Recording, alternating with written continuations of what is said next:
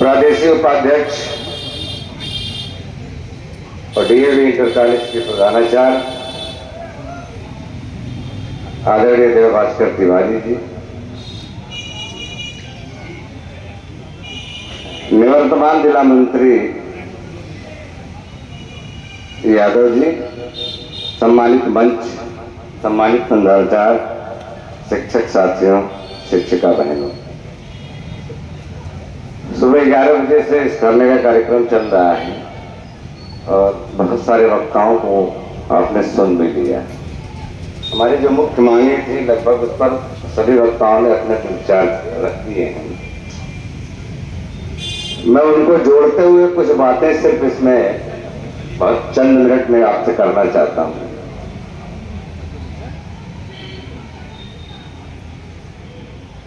मेरे ख्याल में अब इस सरकार के खिलाफ धरने का जो कार्यक्रम लगातार चल रहा है, अब इसका समय समाप्त हो चुका है।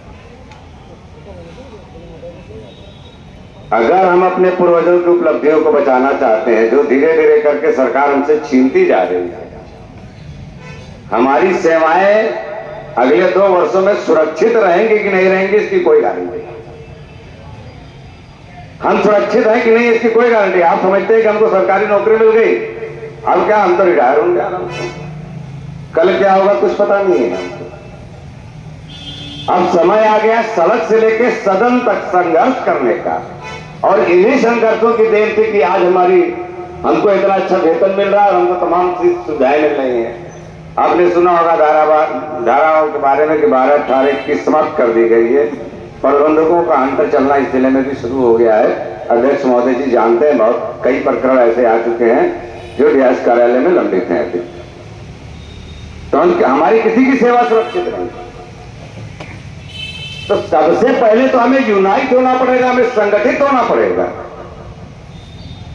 हम अलग अलग जिस तरह से IW जा रहे हैं, हम याद करते हैं ओम प्रकाश शर्मा जी को, हम याद करते हैं श्रद्धेय पंचानंद राय जी को। हम लोगों ने देखा है, मैं भी सेवा में 1990 के आगे से बड़ा परिश्रम करने के बाद, बहुत लाठियां खाने के बाद उन्होंने इस सफलता को प्राप्त किया था। तो ऐसा न हो कि आने वाले भविष्य में जो सफलताएं हम अपने पूर्वजों के आज याद करके गौरवान्वित महसूस करते हैं, आने वाले दिनों में हमारे बारे में जो हमारे अग्रज है वो ये ना कह दें कि इन्होंने अपनी लापरवाही और बिना किसी क्रियाशीलता के कारण हमारी तमाम जो सफलताएं थी उसे खो दिया धीरे धीरे और उन्होंने कुछ किया नहीं। तो अगर हम भी अपने आप को अच्छे में लोगों में सम्मिलित कराना चाहते हैं तो हमारा दायित्व बनता है, हम तो शिक्षित समाज के लोग हैं, हम तो समाज को दिशा देते हैं। अगर हम अपने लिए संघर्ष नहीं कर पा रहे हैं तो मुझे नहीं समझ में आता है कि फिर हमें एक शिक्षक कहलाने का कोई हक मिल पहुंचता हो। आवश्यकता इस बात की है कि हम यूनाइट होकर के, हम संगठित होकर के, और अब सड़क से लेकर सदन तक युद्ध के लिए अगर हम तैयार होंगे तभी जाकर के हमारी उपलब्धियां वापस हमें मिलेंगी। इन्हीं सब बातों के बाद जय शिक्षक, जय संगठन।